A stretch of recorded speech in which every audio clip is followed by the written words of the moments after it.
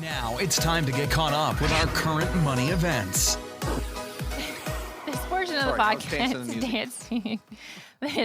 This portion of the podcast is brought to you by I Was Broke, Now I'm Not. Take your finances to the next level by utilizing our financial tools and calculators.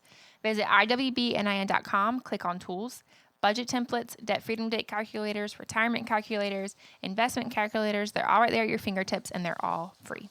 Yes, and for today's current money event section, I'm talking about the presidential election and its impact on your money. Bum, bum, bum. Somebody's going to be elected shortly. Did you know that? Up. Yeah. Let's just do it. About 2 weeks. 2 weeks from tomorrow. We're going to elect a president in the United States. We may re-elect. We may elect a new one. Who knows? But here's what I want everybody to know. It absolutely has impact on your money. Now, I've always said, maybe not on this podcast, but I've said regularly in certain circles that the president is not the most powerful person as it relates to your money. It is the Federal Reserve Chairman. Currently is Jerome Powell. And prior to that was Janet Yellen. Prior to that was Ben Bernanke. And prior to that was Alan Greenspan. Alan Greenspan, still around, is quite the economic person. All of them are fantastic, and they can beat me with their brain tied behind their back. They're so smart. The things that occupy your mind are Yes, crazy. it's unbelievable. But the presidential election absolutely has an impact on your money. Think about this. During the course of the Trump administration, there has been a tax cut that has been administered that the average person, 88% of Americans have seen a reduction of their tax bill. The average tax reduction has been over 6%. Yeah. That's happened. However, at the same time, our national debt has also went up at record levels. I wonder if there's a correlation.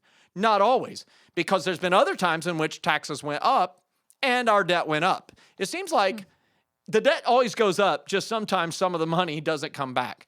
And there's also changes that happen to law. For example, in the tax change, it put a cap on how much you can deduct from your state and local taxes and your property taxes. Yep. This so-called SALT reduction is a massive deal for people in high-cost neighborhoods, such as San Diego, Seattle, Boston, New York, New Jersey. And so there's a cap of $10,000, and many people have to pay $20,000 or $30,000 of property taxes a year. Wow. And now it's limited on what they can deduct from their taxes at $10,000. It's very punitive. And so it's important for you to pay attention to this because campaigns are run and people are elected based upon their platform. Now, some of us would say we vote based on personality, how we've connected with them personally, how much we feel they'll impact us personally. But when you really look at it and you really understand the voter dynamics, we really are looking at the platform. What are they saying they're going to do? And we all know that there's big promises that won't necessarily be kept. But we also understand there are things that they say, and they say them often enough that we really believe, hey, that's going to be a part of the platform. And hey, we're going to send you to Washington to do just that, whatever that is. And they use that as a mandate from the people. It is a representative government. And they use that as a mandate to get their agenda pushed through. Yeah. And so I want everybody to understand that if you have the right to vote, you should vote. And I'm not going to tell you who to vote for.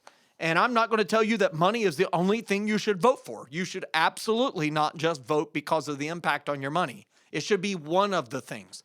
I can tell you I love talking about this topic of money. I love helping you win with your money, but it's not the only thing I vote on. How about you? No, I vote on many other things, things that are important to me, things that I value.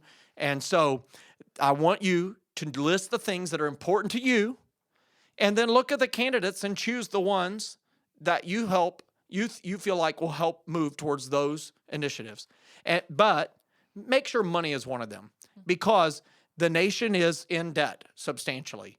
And we've talked about that before here with the national debt, and I've kind of lost my mind at times over those, and we've deleted those episodes, or Megan has them to hold against me one day. But here's what I want you to know is these policies affect your finances. Go find out what their platforms are, and then let that be one of the things that helps you make your decision. And then you get to go into the voter booth. You get to fill out that ballot. And only you have to know who you voted for unless you decide to share it. And that's the beauty of elections is your voice counts. And if you think your one don't count, just remember hanging chads in the Florida election. And that ended up determining between Al Gore and George W. Pretty amazing. Yeah. So your vote, yes, it counts. Go vote. Yeah. And just because somebody doesn't share your same opinion about who they're voting for does not mean that you should write them off. That drives me crazy. Absolutely. Just a little tip for love your neighbor. Yeah. It's not about who they're voting for or they vote for this person. So,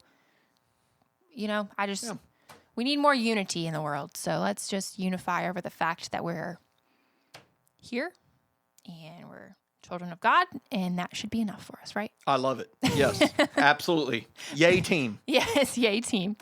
Okay, so for our success story today, it comes from Julie, and Julie shares